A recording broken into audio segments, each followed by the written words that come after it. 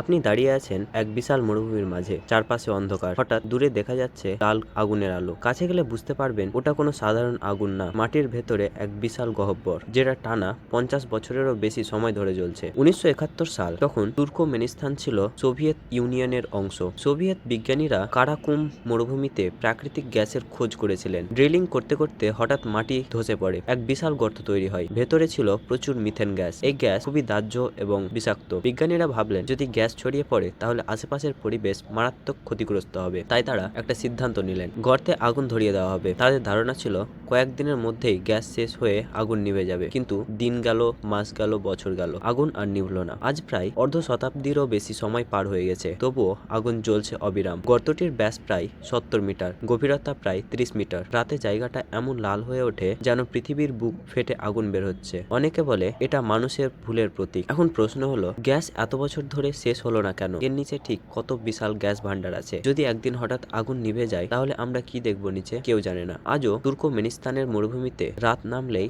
জ্বলে ওঠে সে আগুন। কোনো শব্দ নেই, শুধু আগুনের গর্জন, আর মানুষ দাঁড়িয়ে দেখে নিজেদের তৈরি এক চিরন্তন আগুন। এটা কি শুধুই বিজ্ঞানীদের ভুল, নাকি এর পেছনে লুকিয়ে আছে আরো গভীর কোনো রহস্য? আপনার কি মনে হয়? কমেন্টে জানান।